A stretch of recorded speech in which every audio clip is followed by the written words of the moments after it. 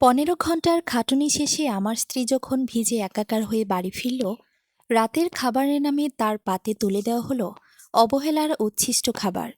সে কিছু বলতে যাবে, ঠিক তখনই মা ঝাঁঝিয়ে উঠে বললেন, এই বাড়িতে আগে পরিবারের পুরুষেরা খায়, তারপর বাড়ির বউরা। খাবার থাকলে বাকিরা খাবে। স্ত্রী চুপচাপ থালার দিকে তাকিয়ে রইল। কিছুক্ষণ পর খুব আস্তে করে বলল, এটা কি আমার রাতের খাবার, নাকি কুকুরের জন্য বেঁচে যাওয়া উচ্ছিষ্ট? কথাটা শুনে ডাইনিং টেবিলে কয়েক সেকেন্ডের জন্য নীরবতা নেমে এলো, কিন্তু সেই নীরবতাও বেশিক্ষণ টিকল না। বড় ভাবি ঠোঁট বাঁকিয়ে হাসলেন, আর মা বিরক্ত মুখে অন্যদিকে তাকিয়ে রইলেন। আমি তখন আমার হুইল চেয়ারে বসে সবকিছু দেখছিলাম। কখনো কখনো মানুষের জীবনে এমন কিছু মুহূর্ত আসে, যখন নিজের অসহায়ত্বের চেয়েও প্রিয় মানুষের অপমান বেশি কষ্ট দেয়। সেদিন আমার ঠিক তেমনটাই হয়েছিল। আমার নাম ইমরান। ৫ বছর আগে পর্যন্ত আমি ছিলাম একটি বেসরকারি প্রতিষ্ঠানের কর্মচারী। ছোট্ট সংসার ছিল আমাদের। ভালোবেসে বিয়ে করেছিলাম নীলাকে। পরিবার রাজি ছিল না, কিন্তু শেষ পর্যন্ত মেনে নিতে বাধ্য হয়েছিল। বিয়ের ২ বছরের মাথায় আমাদের ঘর আলো করে একটি ছেলে সন্তান হয়। মনে হয়েছিল জীবনের সব সুখ বুঝি একসঙ্গে এসে ধরা দিয়েছে। কিন্তু সুখ কখনো কখনো খুব অল্প সময়ের অতিথি হয়। ছেলে জন্মের কয়েক মাস পর অফিস থেকে ফেরার পথে ভয়াবহ সড়ক দুর্ঘটনার শিকার হই।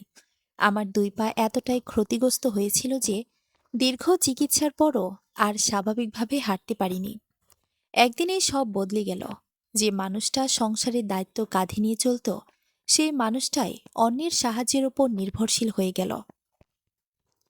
শুরুতে সবাই সহানুভূতি দেখিয়েছিল, কিন্তু সময় যত গড়াতে লাগলো, সহানুভূতি তত কমতে শুরু করলো। কারণ একটা বিষয় মানুষ সহজে ভুলতে পারে না, আর সেটা হলো টাকা। যে মানুষ উপার্জন করতে পারে না, তার মূল্য অনেকের চোখে কমে যায়। আমার ক্ষেত্রেও তাই হয়েছিল। বড় ভাই ব্যবসা করত, তার আয় ভালো ছিল। বড় ভাবিও চাকরি করতেন। ফলে বাড়ির সব সিদ্ধান্ত, সব গুরুত্ব, সব সম্মান তাদের ঘিরেই অবর্তিত হতো। আর আমি ছিলাম পরিবারের এক কোণে পড়ে থাকা অপ্রয়োজনীয় মানুষ। মাঝে মধ্যে মনে হতো আমি নয়, আমার হুইল চেয়ারটাই যেন এ বাড়ির সদস্য। আমার স্ত্রী নীলা চাইলে অনেক আগেই আমাকে ছেড়ে চলে যেতে পারত। তার বাবা মা বহুবার তাকে বলেছিলেন, মা, তোর বয়সই বা কত, সারা জীবন এভাবে কষ্ট করে কাটাবি কেন? কিন্তু নীলা প্রতিবার একই উত্তর দিত, আমি মানুষকে ভালোবেসে বিয়ে করেছি, তার সুসময়কে না। এই একটা বাক্য শুনলেই আমার চোখ ভিজে উঠত। সংসার চালানোর জন্য শেষ পর্যন্ত নীলাকে কাজে নামতে হলো। কাছের একটি ছোট প্রাইভেট হাসপাতালে রিসিপশনিস্টের চাকরি পেল সে। বেতন খুব বেশি ছিল না, কিন্তু সেই সামান্য টাকায় আমাদের বেঁচে থাকার ভরসা হয়ে দাঁড়ালো। প্রতিদিন ভোরে বের হতো, কখনো সকাল শিফট, কখনো রাতের। রোগীর স্বজনদের অভিযোগ, ডাক্তারদের নির্দেশ, দীর্ঘ সময় দাঁড়িয়ে কাজ করা, সবকিছু সামলে রাত করে বাড়ি ফিরত। কিন্তু বাড়ি ফিরেও তার শান্তি ছিল না। মায়ের চোখে সে ছিল সংসারের বউ, যে যথেষ্ট কাজ করে না। বড় ভাবির চোখে সে ছিল গরিব আত্মীয়, যে পরিবারের বোঝা। আর আমার বড় ভাইয়ের কাছে আমরা ছিলাম করুণার পাত্র। সেদিনও সারাদিনের টানা বৃষ্টির মধ্যে কাজ করে নীলা বাড়ি ফিরেছিল। তার ওড়না থেকে তখনও পানি ঝরছিল, কিন্তু কেউ তাকে এক গ্লাস পানি পর্যন্ত দেয়নি। বরং রান্নাঘরের এক কোণে রাখা ঠান্ডা শুকিয়ে যাওয়া ভাত আর দুপুরে বেঁচে দেওয়া তরকারি তার জন্য আলাদা করে রাখা হয়েছিল। আমি দূর থেকে সব দেখছিলাম। নীলার চোখে কষ্ট ছিল, কিন্তু প্রতিবাদ ছিল না। হয়তো দীর্ঘদিনের অপমান মানুষকে নীরব হতে শিখিয়ে দেয়। সে ধীরে ধীরে থালাটা সরিয়ে উঠে দাঁড়ালো। আমি ভেবেছিলাম সে হয়তো নিজের ঘরে চলে যাবে, কিন্তু ঠিক তখনই বাড়ির কলিং বেল বেজে উঠল। রাত প্রায় 10:30। এত রাতে কে এসেছে সেটা ভেবেই সবাই অবাক হয়ে দরজার দিকে তাকালো। বড় ভাই দরজা খুলতেই বাইরে দাঁড়িয়ে থাকা একজন ভদ্রলোককে দেখে তার মুখের ভাব মুহূর্তেই বদলে গেল। ভদ্রলোকের হাতে ছিল একটি কালো ফাইল, আর তিনি ঘরে ঢুকে সোজা নীলার দিকে তাকিয়ে বললেন, ম্যাডাম, অবশেষে আপনাকে খুঁজে পেলাম। হাসপাতালের মালিক স্যার আপনাকে কাল সকালেই দেখা করতে বলেছেন, খুব গুরুত্বপূর্ণ একটি বিষয়ে। নীলা বিস্মিত চোখে তার দিকে তাকিয়ে রইল। ডাইনিং রুমের থমথমে ভাবটা যেন এক নিমিষেই কর্পূরের মতো উড়ে গেল। আগন্তুক ভদ্রলোকের কথা শুনে বড় ভাই দরজার সামনে কাঠের পুতুলের মতো দাঁড়িয়ে রইলেন। মা আর বড় ভাবি কৌতূহলী চোখে একে অপরের দিকে তাকালেন। ভদ্রলোক ড্রয়িং রুমে ঢুকে পকেট থেকে একটা ভিজিটিং কার্ড বের করে নীলার দিকে বাড়িয়ে দিলেন। অত্যন্ত বিনীত সুরে বললেন, ম্যাডাম, আমি হাসপাতালের ম্যানেজিং ডিরেক্টর জামান সাহেবের পার্সোনাল সেক্রেটারি। স্যার আপনাকে আগামীকাল সকাল 10টায় ওনার পার্সোনাল কেবিনে দেখা করতে বলেছেন। এটা ওনার জরুরি নির্দেশ। নীলা তখনও তার ভেজা ওড়নাটা টেনে দাঁড়িয়েছিল। চুলে জমে থাকা বৃষ্টির পানি তখনও টপটপ করে মেঝেতে পড়ছে। সে অবাক হয়ে বলল, আমাকে? কিন্তু আমি তো সামান্য রিসেপশনিস্ট। স্যার আমার সাথে কেন দেখা করতে চান সেটা স্যার নিজেই আপনাকে বলবেন। তবে এটুকু বলতে পারি, আপনার জন্য খুব বড় কোনো সুখবর অপেক্ষা করছে। আমি আসছি। ভদ্রলোক আর এক মুহূর্ত না দাঁড়িয়ে চলে গেলেন। সে রাতে ডাইনিং টেবিলের সে উচ্ছিষ্ট খাবারের অবহেলা যেন কোথায় হারিয়ে গেল। বড়ভাবে সুর নরম করে বললেন, কে রে নীলা, হাসপাতালের মালিকের সাথে তোর আবার কবে থেকে চেনা জানা হলো? আমাদের তো কোনোদিন বলিসনি। মাও কেমন যেন একটু নরম গলায় বললেন, যাক, হাত মুখ ধুয়ে নে, তরকারিটা গরম করে দিচ্ছি, খেয়ে নে। মানুষের আচরণের এই আকস্মিক পরিবর্তন দেখে আমার ভেতরে একটা তীব্র তিক্ততা দলা পাকিয়ে উঠল। টাকা আর ক্ষমতার সামনে মানুষ কতটা দ্রুত রং বদলাতে পারে তা আজ আবার প্রমাণিত হলো। নীলা অবশ্য খাবার ছুঁয়েও দেখল না। সে সোজা আমাদের ঘরে চলে এলো। রুমে ঢুকে আমি হুইলচেয়ারটা ঘুরিয়ে নীলার মুখোমুখি হলাম। নীলা বিছানায় বসে দুই হাতে মুখ ঢেকে ফোঁপিয়ে কেঁদে উঠল। সারাদিনের খাটুনি, বৃষ্টির ঝাপটা আর পরিবারের এই মানসিক নির্যাতন সব মিলিয়ে মেয়েটা ভেতর থেকে ভেঙে চুরমার হয়ে গেছে। আমি ওর মাথায় হাত রেখে বললাম, কেঁদো না নীলা, তোমার এই চোখের জল দেখার যোগ্যতা এবারের কারও নেই। কিন্তু একটা কথা ভাবছি, হাসপাতালের মালিক হঠাৎ এত রাতে লোক পাঠিয়ে তোমাকে ডাকলেন কেন? নীলা চোখ মুছে আমার দিকে তাকালো। তার ক্লান্ত ফ্যাকাশে মুখেও যে এক অদ্ভুত অপার্থিব সৌন্দর্য লুকিয়ে আছে তাই আবছা আলোতেও স্পষ্ট। নীলা মৃদুস্বরে বলল, আমিও বুঝতে পারছি না ইমরান। গত সপ্তাহে স্যার যখন হাসপাতাল ভিজিটে এসেছিলেন তখন ওনার কেবিনে ফাইল সাইন করাতে গিয়েছিলাম। উনি কেমন যেন একদৃষ্টি আমার দিকে তাকিয়েছিলেন। ওনার চোখের চাহনিটা আমার একদম ভালো লাগেনি। কেমন যেন একটা অস্বস্তি হচ্ছিল। পরদিন সকালে নীলা তৈরি হয়ে হাসপাতালে গেল। আমি ঘরে বসে ছটফট করছিলাম। এক অজানা আশঙ্কা আমার মনকে প্রতিনিয়ত করে করে খাচ্ছিল। দুপুরের পর নীলা যখন বাড়ি ফিরল, তার মুখায়ব দেখে মনে হলো সে যেন কোনো এক গোলকধাঁধায় হারিয়ে গেছে। তার চোখে মুখে একই সাথে বিস্ময় আর এক চরম আতঙ্ক। আমি অধীর হয়ে জিজ্ঞেস করলাম, কি হয়েছে নীলা? মালিক কি বললেন? নীলা দরজাটা ভালো করে আটকে আমার পায়ের কাছে মেঝেতে বসল। আমার হাত দুটো নিজের হাতের মুঠোয় নিয়ে কাপা গলায় বলল, ইমরান, জামান সাহেব আমাকে ওনার চেম্বারে বসিয়ে একটা অবিশ্বাস্য প্রস্তাব দিয়েছেন। উনি বললেন, রিসিপশনিস্টের চাকরিটা আমার জন্য নয়। ওনার একটা বড় টেক্সটাইল ডিস্ট্রিবিউশন কোম্পানি আছে। উনি আমাকে সরাসরি সেই কোম্পানির অ্যাসিস্ট্যান্ট ম্যানেজার করতে চান। বেতন বর্তমানের চেয়েও 4 গুণ বেশি। আমি চমকে উঠলাম, 4 গুণ বেশি বেতন? কিন্তু কেন? তোমার তো এই লাইনে কোনো পূর্ব অভিজ্ঞতা নেই। নীলা মাথা নিচু করে ফেলল। তার চোখ দিয়ে টপটপ করে জল গড়িয়ে পড়ল। সে ফিসফিস করে বলল, আমিও ঠিক এই প্রশ্নটাই করেছিলাম। তখন উনি আমার খুব কাছে চলে আসেন। আমার হাতটা ধরার চেষ্টা করে বলেন, অভিজ্ঞতা কোনো ব্যাপার নয় নীলা। তোমার এই মায়াবী চেহারা আর সুন্দর চোখ দুটোই তোমার সবচেয়ে বড় যোগ্যতা। আমি তোমাকে রাজকীয় জীবন দেখতে চাই। বিনিময়ে আমি শুধু তোমার কিছুটা সান্নিধ্য চাই। ইমরান, ওনার উদ্দেশ্য মোটেও ভালো নয়। একটা নোংরা লালসা লুকিয়ে আছে ওনার এই লোভনীয় প্রস্তাবের পেছনে। কথাটা শুনে আমার পুরো শরীর রিরি করে উঠল। রাগে আমার হাত পা কাঁপতে লাগল। নিজের অক্ষমতা আজ তীরের মতো এসে বুকে বিঁধল। যদি আমার দুটো পা সচল থাকত, তবে আজ কোনো লম্পট আমার স্ত্রীর দিকে এমন দৃষ্টি দেওয়ার সাহস পেত না। নীলা আমার হাতটা শক্ত করে চেপে ধরে বলল, আমি সাথে সাথেই ওনার প্রস্তাব প্রত্যাখ্যান করে চলে আসতে চেয়েছিলাম। কিন্তু উনি হেসেই বললেন, তাড়াহুড়ো করো না নীলা।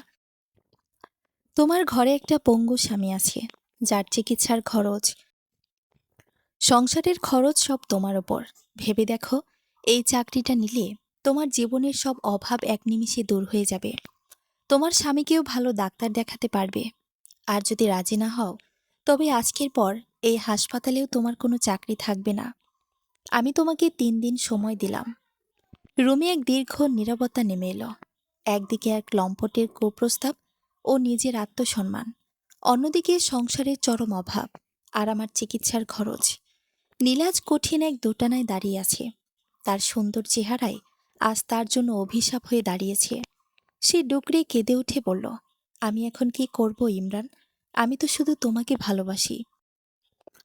তোমার এই ভাঙা শরীরটাকেই আমি আমার পৃথিবী ভেবেছি। কিন্তু এই অভাবের সংসার আর চারপাশের অবহেলা, আমি কিভাবে এই পরিস্থিতি সামাল দেব? আমি নীলার চিবুকটা উঁচিয়ে ধরলাম, নিজের চোখের জল আড়াল করে শক্ত গলায় বললাম, নীলা, যেদিন আমার পা দুটো হারিয়েছিলাম সেদিন ভেবেছিলাম সব শেষ। কিন্তু তুমি তোমার ভালোবাসা দিয়ে আমাকে বাঁচিয়ে রেখেছ। আজ যদি আমাদের অভাবের সুযোগ নিয়ে কেউ তোমার সতীত্ব আর আত্মসম্মান কিনতে চায়, তবে সেই টাকার মুখে আমি লাথি মারি। আমাদের না খেয়ে মরতে হলেও মরব, কিন্তু কোনো পাপিষ্টের সামনে তোমার মাথা নত হতে দেব না। কালই তুমি ওই চাকরিটা ছেড়ে দেবে। নীলামার বুকে মাথা রেখে শান্ত হলো। মধ্যবিত্তের অভাবের সুযোগ নিয়ে যে শকুনেরা ডানা মেলতে শুরু করেছে, তাদের হাত থেকে বাঁচা এতটা সহজ হবে না, বিশেষ করে যখন ঘরের লোকেরাই টাকার জন্য অন্ধ। বিকেলে ঘর থেকে বের হতেই বড় ভাই আর মা নীলাকে ছেঁকে ধরলেন। বড় ভাই উৎফুল্ল মুখে বললেন, কিরে নীলা, শুনলাম হাসপাতালের মালিক তোকে ওনার বড় কোম্পানিতে ম্যানেজার বানাবে, বেতন নাকি অনেক। তা জয়েন করছিস কবে থেকে? আমি হুইল চেয়ারটা এগিয়ে নিয়ে শান্ত কিন্তু দৃঢ় গলায় বললাম, নীলা আর ওই হাসপাতালে যাবে না, ও চাকরিটা ছেড়ে দিচ্ছে। আমার কথা শুনে মায়ের মুখটা মুহূর্তেই কালো হয়ে গেল। আর বড় ভাই রেগে গিয়ে চেঁচিয়ে উঠলেন, মানে কি? ও চাকরি ছেড়ে দেবে কেন? এই পঙ্গু বয়সে এসে তোর দেমাগ তো কমেনি দেখছি। ঘরে বসে বসে খাচ্ছিস, আর এখন লক্ষ্মী পায়ে ঢেলছিস। বড় ভাইয়ের কর্কশ কণ্ঠস্বরটা ডাইনিং রুমের দেয়ালে দেয়ালে ধাক্কা খেয়ে আমার বুকে এসে তীরের মতো বিঁধল। মায়ের চোখ দুটো তখন ক্রোধে জ্বলজ্বল করছে। নিজের অক্ষমতা আবার আমাকে পঙ্গু করে দিল।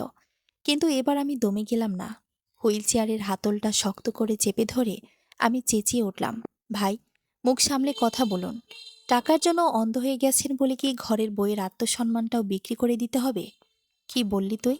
বড় ভাই এক পা এগিয়ে এলেন, যেন আমাকে মেরেই বসবেন।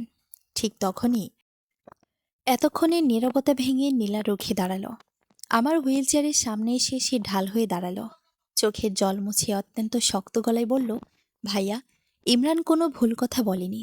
যে চাকরির পেছনে কোনো সম্মান নেই, শুধু একটা নোংরা লালসা লুকিয়ে আছে, সেই চাকরি আমি করব না।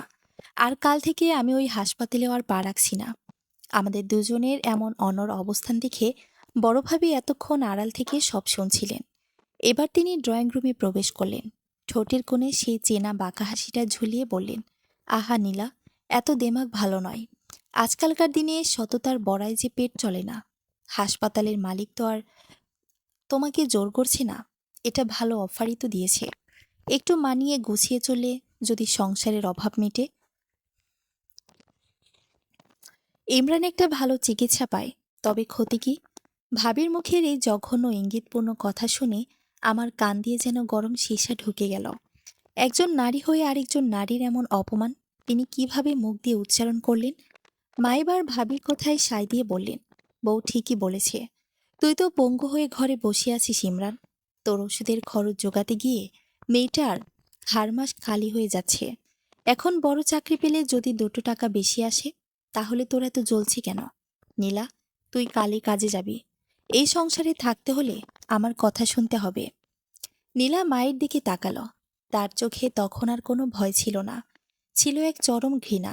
সে শান্ত গলায় বলল, মা, অভাব আমাদের আছে, কিন্তু চরিত্রটা এখনো বেঁচে আছে। যে মা নিজের ছেলের বউকে একটা লম্পটের কাছে সঁপে দিতে পারে টাকার লোভে, তাকে আর যাই হোক মা বলা যায় না। আমি আর একটা কথাও শুনতে চাই না। নীলামার হুইল চেয়ারটা ঘুরিয়ে সোজা আমাদের ঘরের দিকে নিয়ে এলো। পেছনে তখন বড় ভাইয়ের গালিগালাজ আর মায়ের চিৎকার শোনা যাচ্ছিল। ওরা হুমকি দিচ্ছিল, এই বাড়িতে আমাদের আর ঠাঁই হবে না। রুমে ঢুকে দরজাটা লক করে দিতে নীলা মেঝেতে বসে পড়ল। তার সারা শরীর কাঁপছিল। আমি ওর হাতটা ধরে বললাম, নীলা, তুমি ভুল করনি, কিন্তু কাল থেকে আমাদের উপর অত্যাচার আরো বাড়বে। জামান সাহেবও সহজে ছেড়ে দেবে না। 3 দিনের সময় দিয়েছে সে। নীলা আমার কোলের উপর মাথা রেখে বলল, ওরা আমাদের বাড়ি থেকে বের করে দিতে চায় দি। ইমরান, ফুটপাতে থাকবো, তাও কোনো পাপের টাকায় তোমার ওষুধ কিনব না। কিন্তু আমার ভয় হচ্ছে অন্য জায়গায়। জামান সাহেব যদি আমাদের কোনো ক্ষতি করার চেষ্টা করে। আমি নীলাকে সান্ত্বনা দিলাম ঠিকই, কিন্তু মনের ভিতর এক অজানা সাইক্লোন বয়ে যাচ্ছিল। পরের দিন সকালে নীলা আর হাসপাতালে গেল না। জামান সাহেবের দেওয়া 3 দিনের সময়সীমার আজ প্রথম দিন। সকাল থেকে বাড়ির পরিবেশ থমথমে। মা আমাদের জন্য সকালের নাস্তা পর্যন্ত তৈরি করেননি। বড় ভাই যাওয়ার সময় দরজার সামনে দাঁড়িয়ে বলে গেলেন, আজ রাতের মধ্যে যদি নীলা মত না বদলায়, তবে কাল সকালে এই পঙ্গু ভাই আর তার সতীসাধ্যে বউকে ঘর থেকে ঘাট ধাক্কা দিয়ে বের করে দেব। দুপুরের দিকে নীলার ফোনে একটা অপরিচিত নাম্বার থেকে কল এলো। নীলা লাউডস্পিকার অন করতেই ওপাশ থেকে সেই চেনা ভেজা কণ্ঠস্বর ভেসে এলো, জামান সাহেব। হ্যালো নীলা, আজ তোমাকে হাসপাতালে দেখলাম না। শরীর খারাপ নাকি? নাকি আমার দেওয়া অফারটা নিয়ে বেশি ভাবছো? ওপাশের লোকটার গলায় এক ধরনের পৈশাচিক আনন্দ। নীলা শক্ত হয়ে বলল, আমি আপনার চাকরি ছেড়ে দিয়েছি স্যার, আর আপনার ওই নোংরা প্রস্তাবে রাজি হওয়ার প্রশ্নই ওঠে না। জামান সাহেব হা হা করে হেসে উঠলেন। সেই হাসি শুনে আমার গায়ে রক্ত হিম হয়ে আসছিল। উনি বললেন, এত রাগ ভালো নয় সুন্দরী। তোমার ওই পঙ্গু স্বামী তোমাকে খুব জ্ঞান দিচ্ছে, তাই না? কিন্তু মনে রেখো, জামান যা চায় তা সে যে কোনো মূল্যে ছিনিয়ে নেয়। তোমার ওই ভাঙা সংসারটাকে ধুলোয় মিশিয়ে দিতে আমার 1 মিনিটও লাগবে না। আরও 2 দিন সময় আছে, ভেবে দেখো। নয়তো শুধু চাকরি নয়, এই শহরে মাথা গোজার ঠাঁইটুকু পাবে না। খট করে ফোনটা কেটে গেল। নীলা ফ্যাকাশে মুখে আমার দিকে তাকালো। লম্পটটা শুধু কুপ্রস্তাব দিয়েই ক্ষান্ত হয়নি, এবার সরাসরি হুমকি দেওয়া শুরু করেছে। আমি আর চুপ করে থাকতে পারলাম না। আমার পা দুটো হয়তো অচল, কিন্তু আমার মস্তিষ্ক আর আমার আত্মসম্মান এখনও সচল। আমি নীলাকে বললাম, নীলা, আমার ফোনটা দাও। আমার পুরনো অফিসের কলিগ শফিককে একটা ফোন করতে হবে। ও এখন একটা বড় নিউজ চ্যানেলে ক্রাইম রিপোর্টার। এই জামান সাহেবের মতো প্রভাবশালী শকুনের ডানা কিভাবে ছাড়তে হয় তা সমাজকে দেখাতে হবে। নীলা আমার দিকে তাকালো। তার চোখে এবার ভয়ের বদলে এক নতুন আশার আলো জ্বলে উঠল। কিন্তু আমরা জানতাম না, জামান সাহেব ইতিমধ্যেই আমাদের ঘরের ভেতরের শত্রু, অর্থাৎ আমার বড় ভাইয়ের সাথে যোগাযোগ করে ফেলেছেন। বিকেলের দিকে বড় ভাই যখন ড্রয়িং রুমে এসে নীলাকে বললেন, নীলা, জামান সাহেব আমাকে ফোন করেছিলেন। উনি তোকে শেষ সুযোগ দিয়েছেন। যদি তুই রাজি না হোস, তবে উনি আমার ব্যবসাও লাঠি তুলে দেবেন। তুই আমাদের সবাইকে রাস্তায় বসাতে চাস? আমি বুঝতে পারলাম, ঘরের শত্রু আর বাইরের শত্রু এবার এক হয়ে গেছে। এক পঙ্গু স্বামী আর তার একলা স্ত্রীর বিরুদ্ধে শুরু হতে চলেছে এক ভয়ঙ্কর চক্রান্ত। বড় ভাইয়ের কথা শেষ হতে না হতেই মা আর বড় ভাবি যেন রণচন্দ্রী মূর্তি ধারণ করলেন। ঘর থেকে আমাদের কাপড় চোপড় আর টুকটাক জিনিসপত্র বাইরে ছুঁড়ে ফেলতে শুরু করলেন। বড় ভাই দাঁত কিরমির করে বললেন, নিজেরা তো অপয়া, এখন আমাদেরও পথে বসাতে চাস? জামান সাহেবের মতো মানুষের সাথে পাঙ্গানোর ফল বুঝবি এবার। এই মুহূর্তে আমার বাড়ি থেকে বের হতোরা। আমার অবুঝ ছেলেটা ভয়ে আমার কোল শক্ত করে জড়িয়ে ধরল। নীলার চোখ দিয়ে জল গড়া ছিল, কিন্তু তার চল ছিল শক্ত। সে আর একটা কথাও বাড়ালো না। আমার হুইল চেয়ারটা এক হাতে ধরে, অন্য হাতে ছেলের হাত শক্ত করে চেপে ধরে সে মাথা উঁচু করে এই নরক থেকে বেরিয়ে এলো। মাঝরাতে মাথার উপর খোলা আকাশ, আর সাথে পঙ্গু স্বামী ও ছোট বাচ্চা। ঠিক তখনই আমার বন্ধু শফিকর গাড়ি নিয়ে এসে হাজির হলো। বিকেলে আমার ফোন পেয়ে ওই তৈরি ছিল। শফিক আমাদের এই অবস্থা দেখে ক্ষোভে ফেটে পড়ল, কিন্তু পরিস্থিতি সামাল দিতে ও আমাদের মিরপুরের ভেতরের দিকে একটা ছোট সাধারণ সাবলেট বাসায় নিয়ে তুলল। ঘরটা ছোট, কিন্তু সেখানে অন্তত ঘরের শত্রুদের বিষাক্ত নিঃশ্বাস ছিল না। নতুন বাসায় ওঠার পর কয়েকটা দিন যেন এক একটা যুগের মতো কাটল। জমানো কিছু টাকা ছিল, তা ঘর ভাড়া আর ওষুধ কিনতেই শেষ। একদিন সকালে ঘরে চাল ডাল বলতে কিচ্ছু নেই। ছেলের মুখে দেওয়ার মতো এক ফোঁটা দুধও বাড়ন্ত নেই। নীলা অনেকক্ষণ চুপ করে জানালার দিকে তাকিয়ে রইল। তারপর আলমারি থেকে তার মায়ের দেওয়া শেষ স্মৃতি একজোড়া ছোট সোনার কানের দুল বের করলো। চোখের জল মুছে আমার দিকে তাকিয়ে মৃদু হেসে বলল, মানুষের চেয়ে গয়নার দাম বেশি নয় ইমরান। আমি বাজারে গিয়ে এটা বিক্রি করে কিছু টাকার ঘরের বাজার নিয়ে আসি। আমি শুধু নির্বাক হয়ে চেয়ে রইলাম। নিজের পুরুষত্ব আজ ডুকরে কেঁদে উঠল, কিন্তু কিছুই করার ছিল না। বাজারের এক কোণে একটা ছোট জুয়েলারি দোকানে দুলচোরা বিক্রি করে নীলা যখন চাল ডালের ব্যাগ হাতে নিয়ে বের হলো, তখন তার মনটা ভীষণ ভারাক্রান্ত। ঠিক তখনই একটা কালো রঙের দামে পাজেরো গাড়ি এসে তার ঠিক সামনে ব্রেক কষল। গাড়ির গ্লাস নামতেই দেখা গেল 50 বছর বয়সী জামান সাহেবকে। সফেদ চুলদাড়ি আর দামি চশমার আড়ালে তার তীক্ষ্ণ চোখ দুটো চকচক করছে। আসলে জামান সাহেব গত কয়েকদিন ধরে লোক লাগিয়ে নীলাকে প্রতিনিয়ত ফলো করছিলেন। তিনি জানতেন, অভাব যখন দরজায় এসে কড়া নাড়বে, তখনই শিকারকে বাগে আনা সহজ হবে। নীলা জামান সাহেবকে দেখে ভয়ে ও ঘৃণায় এক পা পিছিয়ে গেল। সে হনহন করে চলে যেতে চাইল, কিন্তু জামান সাহেব গাড়ি থেকে নেমে অত্যন্ত মার্জিত ভঙ্গিতে ডাকলেন, নীলা, একটু শোনো, ভয় পেও না। আশেপাশের মানুষজন তাকিয়ে দেখছিল বলে নীলা বাধ্য হয়ে রাস্তার এক সাইডে গিয়ে দাঁড়ালো। জামান সাহেব পকেট থেকে মখমলের একটা ছোট লাল বাক্স বের করে নীলার সামনে ধরলেন। বাক্সটা খুলতেই দেখা গেল হীরের কাজ করা অপূর্ব সুন্দর একজোড়া কানের দুল। জামান সাহেব নরম গলায় বললেন, তুমি কান দুটো খালি করে বাজার করছো, এটা আমার সহ্য হলো না নীলা। এই নাও, এটা তোমার জন্য। নীলা শক্ত গলায় বলল, ধন্যবাদ স্যার, কিন্তু কোনো পরপুরুষের কাছ থেকে উপহার নেওয়ার অভ্যেস আমার নেই। আমি আসছি। নীলা যে ঘুরে হাঁটতে যাবে, জামান সাহেব দ্রুত দৌড়ে গিয়ে তার সামনে পথ আটকে দাঁড়ালেন। তার মুখে তখন এক মায়াবী অভিভাবক সুলভ হাসি। তিনি বললেন, আহা নীলা, এত ভুল বুঝছো কেন আমাকে? না হয় একটা ভুল প্রস্তাব দিয়েই ফেলেছিলাম। আসলে তোমার রূপ দেখিয়ে আমি নিজেকে সামলাতে পারিনি, কিন্তু পরে আমার খুব অনুশোচনা হয়েছে।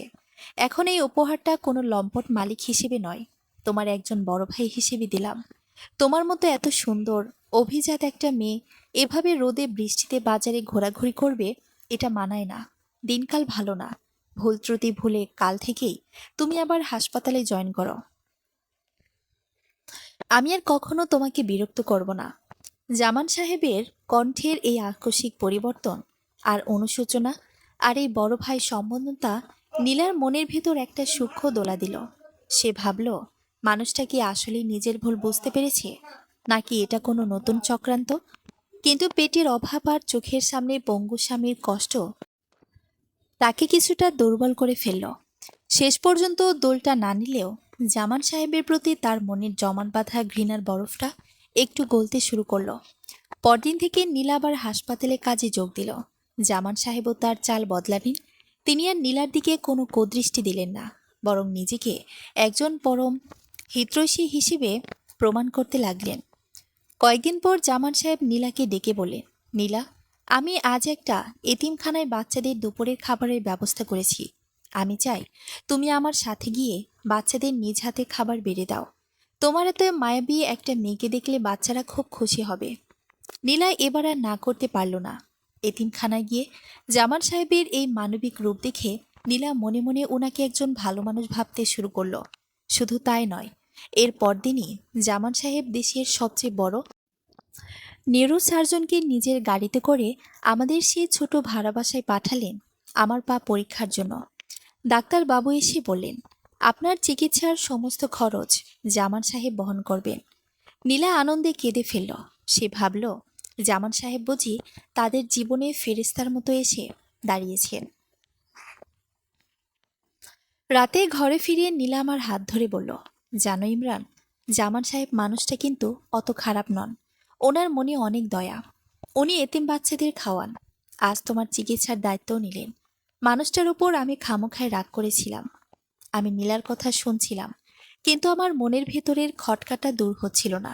50 বছর বয়সী এক ধূর্ত ব্যবসায়ী হঠাৎ এত বড় খোলস বদলে একেবারে সাধু হয়ে গেল।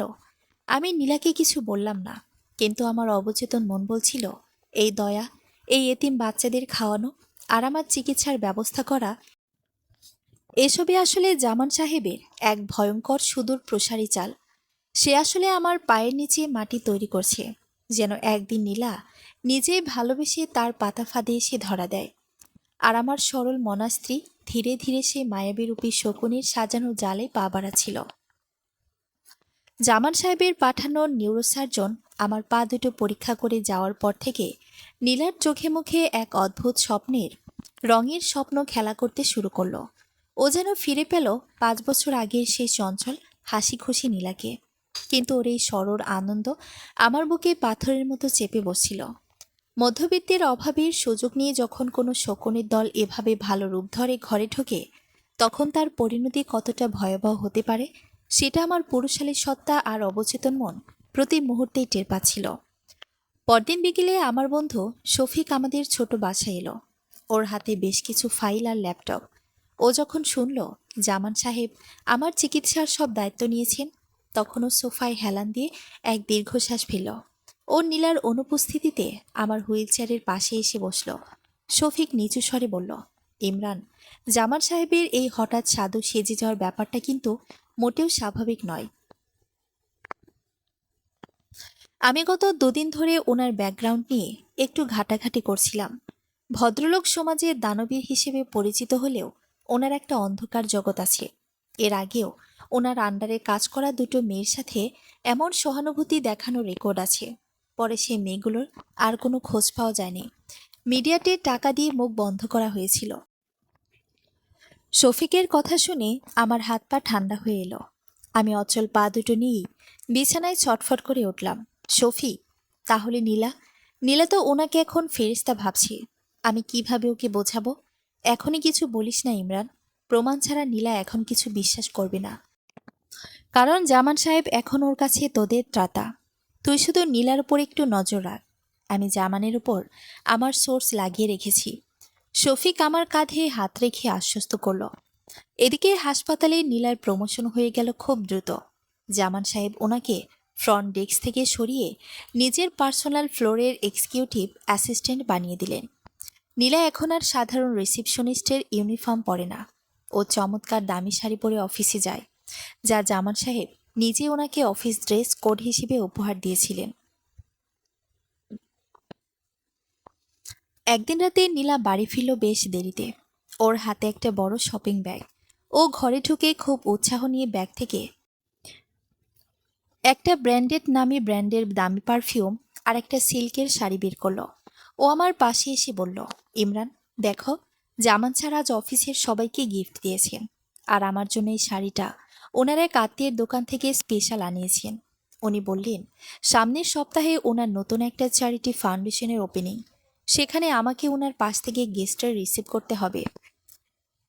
আমি পারফিউমের কড়া গন্ধটা সহ্য করতে পারছিলাম না। শাড়িটার দিকে তাকিয়ে আমার মনে হলো এটা কোনো উপহার নয়, এটা আসলে নীলার চারপাশ ঘিরে জামান সাহেবের বিছানো এক অদৃশ্য রেশমি জাল।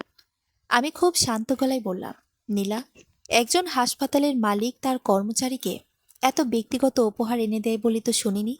তুমি কি বুঝতে পারছো না? উনি তোমাকে আস্তে আস্তে ওনার উপর নির্ভরশীল করে তুলছে। নীলা আমার কথা শুনে একটু থমকে গেল। ওর মুখের হাসি খুশি ভাবটা মিলিয়ে গেল। ও একটু অভিমানের সুরে বলল, ইমরান, তুমি এখনো ওনাকে ওভাবে সন্দেহ করছো? যে মানুষটা কাল তোমাকে ব্যাংককের একটা ভালো হাসপাতালে পাঠানোর ব্যবস্থা করছেন, ওনার সমস্ত কাগজপত্র রেডি করাচ্ছেন, ওনার নিয়ত এত খারাপ হতে পারে? তুমি পঙ্গু হয়ে ঘরে বসে আছো বলে কি দুনিয়ার সব মানুষকে তোমার শত্রু মনে হয়? নীলার মুখের শেষ বাক্যটা আমার বুকে তীরের মতো বিঁধল। পঙ্গু হয়ে ঘরে বসে আছো কথাটাও হয়তো ইচ্ছে করে বলেনি। ও জাস্ট ওনার প্রতি কৃতজ্ঞতা থেকে বলেছে। কিন্তু আমার মনে হলো জামান সাহেব সফল হয়েছেন। ও আমার স্ত্রী মনে আমার অক্ষমতা আর ওনার সক্ষমতার একটা দেয়াল তুলে দিতে পেরেছেন। আমি আর কোনো কথা না বাড়িয়ে দেয়ালের দিকে মুখ করে শুয়ে রইলাম। নীলা ওপাশ থেকে এসে আমাকে জড়িয়ে ধরল। কিন্তু সেই ছোঁয়ায় আগের মতো আর সেই মায়া বা স্বস্তি ছিল না। কেমন যেন একটা অপরাধবোধ আর দূরত্ব মিশেছিল। দিন তিনেক পর জামান সাহেবের সেই বহুল প্রতীক্ষিত চ্যারিটি ফাউন্ডেশনের ওপেনিং নাইট। বিকেলে জামান সাহেব নিজে ওনার দামি প্যারেজো গাড়িটা আমাদের বাসার নিচে পাঠালেন নীলাকে নিয়ে যাওয়ার জন্য। নীলা সে লাল সিল্কের শাড়িটা পরে তৈরি হলো। ও আয়নার সামনে দাঁড়িয়ে যখন চুলে খোপা করছিল, আমি দূর থেকে দেখছিলাম। মেয়েটাকে অপার্থিব সুন্দর লাগছিল, কিন্তু সেই সৌন্দর্য আজ আমাকে আনন্দ দিচ্ছিল না, বরং এক অজানা আতঙ্কে আমার বুক কাঁপছিল। নীলা যাওয়ার সময় আমার কপালে একটা চুমু খেয়ে বলল, ইমরান, রাগ করে থেকো না। স্যার বলেছেন আজকের অনুষ্ঠানটা শেষ হলেই উনি তোমার ব্যাংককের চিকিৎসার ফাইনাল চেকটা সাইন করে দেবেন। আর মাত্র কয়েকটা দিন, তারপর তুমি আবার নিজের পায়ে হাঁটবে। নীলা চলে গেল। গাড়ি ছাড়ার শব্দটা আমার বুকটা ফাঁকা করে দিল। রাত তখন আনুমানিক 10:30। আমার ছোট ছেলেটা ঘুমিয়ে পড়েছে। আমি ড্রয়িং রুমে একা হুইল চেয়ারে বসে আছি। এমন সময় আমার ফোনে শফিকের ফোন এলো। শফিকের গলা কাঁপছিল। হ্যালো ইমরান, তুই জলদি তৈরি হ, তোকে এখনই আমার সাথে বের হতে হবে। আমি ঘাবড়ে গিয়ে বললাম, কি হয়েছে শফিক? নীলার কোনো বিপদ? বিপদ মানে?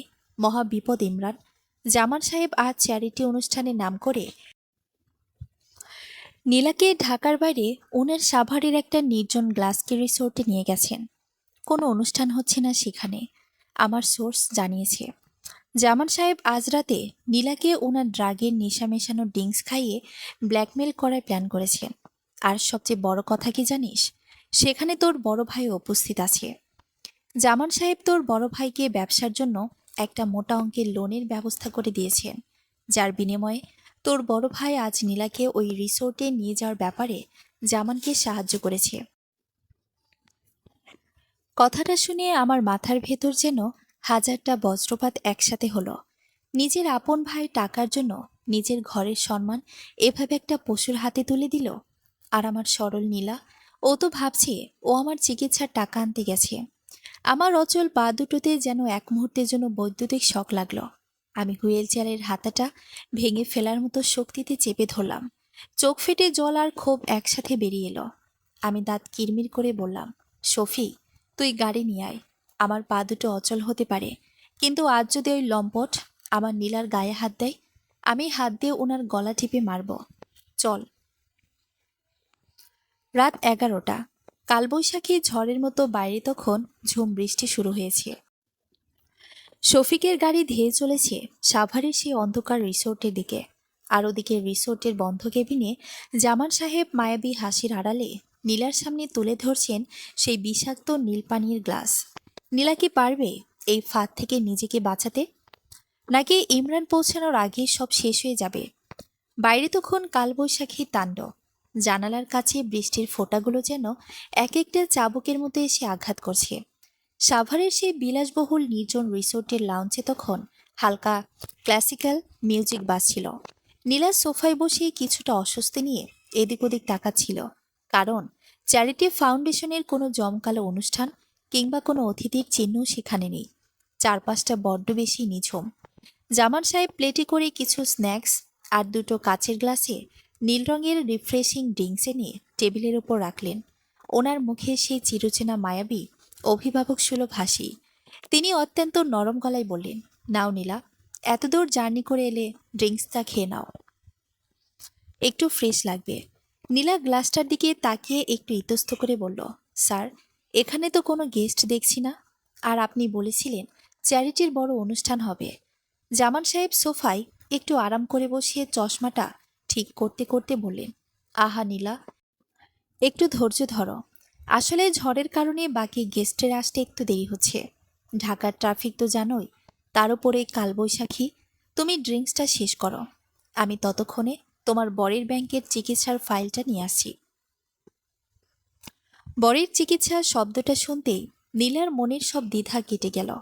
মানুষটা তাদের জন্য এত কিছু করছেন, ওনাকে সন্দেহ করাটা এক ধরনের পাপ। এই ভেবে নীলা গ্লাসটা হাতে তুলে নিল। ঠিক তখনই পাশের একটা হাফ ওভেন কেবিন থেকে হাসির শব্দ শুনে নীলা চমকে দরজার দিকে তাকালো। সেখানে দাঁড়িয়ে আছেন আর কেউ নয়, ওনার নিজের বড় ভাই। হাতে ওনার দামি ব্র্যান্ডের সিগারেটের প্যাকেট আর মুখে এক পৈশাসিক তৃপ্তির হাসি। নীলা নিজের চোখে বিশ্বাস করতে পারছিল না। ও সোফা থেকে দাঁড়িয়ে ধমকের সুরে বলল, বড় ভাইয়া, আপনি এখানে? আপনি কিভাবে এলেন? বড় ভাই একটা ধোয়ার কুণ্ডলি পাকিয়ে জামান সাহেবের দিকে তাকিয়ে হাসলেন। তারপর নীলার দিকে ফিরে বললেন, আরে নীলা, জামান সাহেব তো আর পর নন।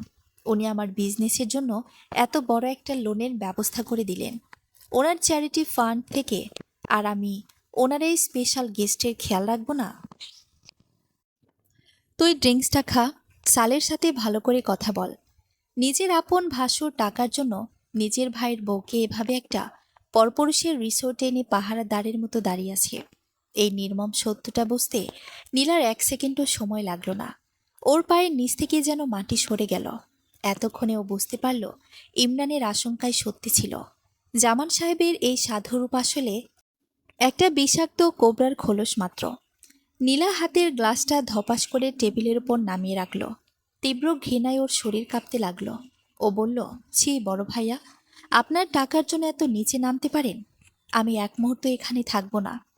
নীলা যে দরজার দিকে পা বাড়ালো, জামান সাহেব এতক্ষণে সেই ভদ্রতার মুখোশটা এক ঝটকায় ছুঁড়ে ফেলে দিলেন। ওনার কণ্ঠস্বর মুহূর্তে কর্কশ আর শ্লেষাত্মক হয়ে উঠল। ওনার তীক্ষ্ণ লালসাপ চোখ দুটো নীলার সারা শরীরে লেপ্টে গেল। তিনি উঠে দাঁড়িয়ে নীলার পথ আটকে বললেন, এত সহজে জামান সাহেবের খাঁচা থেকে কেউ বের হতে পারে না সুন্দরী। অনেক টাকা ইনভেস্ট করেছি তোমার পেছনে। তোমার এই পঙ্গু ভিখারির বরের জন্য নিউরো সার্জন পাঠানো, এতিমখানায় নাটক করা, তোমাকে দামি শাড়ি গহনা দেওয়া, সবই ছিল এই রাতের জন্য। তোমার এই পঙ্গু স্বামী তো ঘরে বসে মশার কামড় খাচ্ছে। ও তোমাকে কি দেবে? আমার কথা শোনো নীলা, আজ রাতটা আমার সাথে কাটাও।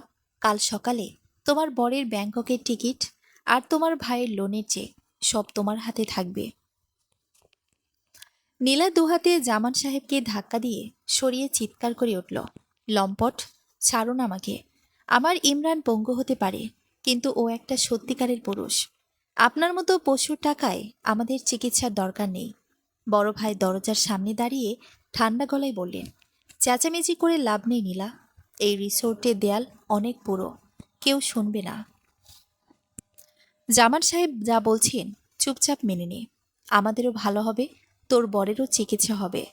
জামান সাহেব এবার পৈশাচিক হাসিতে ফেটে পড়লেন। তিনি নীলার হাতটা শক্ত করে চেপে ধরলেন। নীলা ছটফট করতে লাগলো। ওর চোখ দিয়ে নোনা জল গড়িয়ে পড়ছিল। ও চিৎকার করে ডাকছিল, ইমরান, তুমি কোথায় ইমরান? আমাকে বাঁচাও। ঠিক সেই মুহূর্তে রিসোর্টের কাঠের ভারী মেন দরজাটা বিকট শব্দে ভেঙে ভেতরে পড়ল। বাইরের ঝড়ো হাওয়া আর বৃষ্টির ঝাপটার সাথে ঘরের ভেতরে এসে দাঁড়ালো রফিক। আর ওনার ঠিক পেছনে হুইলচেয়ারে বসে থাকা আমি ইমরান। আমার চোখ দুটো তখন রাগে আর ক্ষোভে রক্তবর্ণ ধারণ করেছে। হুইলচেয়ারের চাকা দুটো নিজ হাতে ঘুরিয়ে আমি ঝড়ের বেগে ঘরের ভেতর ঢুকে পড়লাম। শফিকের হাতে তখন একটা অন করা প্রফেশনাল ভিডিও ক্যামেরা আর কাঁধে প্রেসের আইডি কার্ড। হঠাৎ আমাদের এভাবে দেখে জামান সাহেব আর বড় ভাইয়ের মুখের রং মুহূর্তেই ফ্যাকাশে হয়ে গেল। জামান সাহেব নীলার হাত ছেড়ে দিয়ে এক পা পিছিয়ে গেলেন। ওনার কপাল বেয়ে তখন ভয়ের ঘাম ঝরছে। আমি হুইলচেয়ার থেকে সোজা জামান সাহেবের চোখের দিকে তাকিয়ে দাঁত কিরমির করে বললাম, আমার পা দুটো অচল হতে পারে জামান সাহেব, কিন্তু আমার পুরুষত্ব আর আমার স্ত্রীর প্রতি আমার ভালোবাসা এখনও পঙ্গু হয়নি। আপনার এই নোংরা চক্রান্তের প্রতিটা মুহূর্ত শফিকের লাইভ ক্যামেরায় রেকর্ড হয়ে গেছে, এবং এই মুহূর্তে আমাদের নিউজে চ্যানেলে সেটা কোটি কোটি মানুষ লাইভ দেখছে। কথাটা শুনে যেন জামান সাহেব আকাশ থেকে পড়লেন। তিনি তোতলামি করে বললেন, মানে লাইভ? শফিক, ক্যামেরা বন্ধ করো। কত টাকা চাও বলো, আমি কোটি টাকা দেব। শফিক ক্যামেরাটা জামানের মুখের আরও কাছে নিয়ে এসে বলল, টাকা দিয়ে জামান সাহেব সবাইকে কেনা যায় না। আপনার এই চ্যারিটি ফান্ডের আড়ালে নারী পাচার আর ব্ল্যাকমেলের সাম্রাজ্য আজ রাতেই খতম। বড় ভাই পরিস্থিতি বেগতিক দেখে পেছনের দরজা দিয়ে পালানোর চেষ্টা করছিলেন। আমি তীব্র ক্ষোভে হুইলচেয়ারটা ওনার সামনে এনে ওনার পথ আটকে দাঁড়ালাম। নিজের আপন ভাইয়ের দিকে তাকিয়ে আমার বুকটা ফেটে যাচ্ছিল। কিন্তু আজ আমি দুর্বল নই। আমি বললাম, বড় ভাই, টাকার জন্য নিজের ভাইয়ের বইয়ের সতীত্ব বিক্রি করতে আপনার হাত কাঁপল না? মায়ের পেটের ভাই বলে আজ আপনাকে ক্ষমা করলাম না। আজ থেকে আপনি আমার ভাই নন, আপনি শুধু একজন অপরাধী। ঠিক তখনই বাইরে পুলিশের সাইরেনের বিকট শব্দ শোনা গেল। শফিক আগে সাভার থানার পুলিশকে ইনফর্ম করে ব্যাকআপ নিয়ে এসেছিল। পুলিশ অফিসাররা ঘরে ঢুকে জামান সাহেব আর বড় ভাইয়ের হাতে হাতকড়া পরালেন। জামান সাহেব যখন মাথা নিচু করে পুলিশের গাড়ির দিকে যাচ্ছিলেন, তখন ওনার সেই 50 বছর বয়সী অহংকার ধুলোয় মিশে গেছে। পুলিশ ওদের নিয়ে চলে যাওয়ার পর ঘরটা শান্ত হয়ে এলো। নীলা এতক্ষণ স্তব্ধ হয়ে দাঁড়িয়েছিল। ও আর নিজেকে ধরে রাখতে পারল না। ও দৌড়ে এসে আমার পায়ের কাছে মেঝেতে বসে পড়ল। আমার অচল পা দুটো জড়িয়ে ও ডুকরে কেঁদে উঠল। আমাকে ক্ষমা করে দাও ইমরান, আমি কত বড় ভুল করেছিলাম। ওনার এই ছদ্মবেশী দয়া দেখে আমি ওনাকে ভালো মানুষ ভেবেছিলাম। তোমাকে কত কথা শুনিয়েছি, আমি সত্যি খুব অপরাধী ইমরান। নীলার চোখে জলে আমার পায়ের কাপড় ভিজে যাচ্ছিল। আমি হুইল চেয়ার থেকে ঝুঁকে নীলাকে টেনে তুললাম।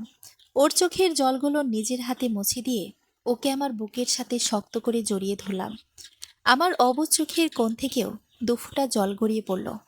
আমি ওর মাথায় হাত বুলিয়ে শান্ত গলায় বললাম, কেঁদো না নীলা, দোষ তোমার নয়, দোষ এই সমাজের অভাবের। তুমি তো আমার চিকিৎসার জন্যই নিজের জীবন বাজি রেখেছিলে। তোমার এই স্বামীর মায়া যেখানে আমার সাথে আছে, সেখানে দুনিয়ার কোনো লম্পট আমাদের ক্ষতি করতে পারবে না। আজ আমার পা না থাকতে পারে, কিন্তু তোমার ভালোবাসায় আমার সবচেয়ে বড় শক্তি। জানালার বাইরে কালবৈশাখীর ঝড়টা আস্তে আস্তে কমে আসছিল। মেঘ কেটে গিয়ে আকাশে একটা দুটো তারা দেখা দিচ্ছিল। আমরা জানতাম আমাদের সামনের দিনগুলো হয়তো আরো কঠিন হবে। অভাবের সংসার আবার নতুন করে শুরু করতে হবে। কিন্তু আজ আমাদের মনে কোনো ভয় ছিল না, কারণ আমরা একে অপরের হাত শক্ত করে ধরে রেখেছিলাম, যা ভাঙার ক্ষমতা এই পৃথিবীর কোনো জামান সাহেবের নেই। সমাপ্ত। গল্পটি কেমন লাগলো আশা করি কমেন্ট করে জানিয়ে যাবেন। ধন্যবাদ সবাইকে।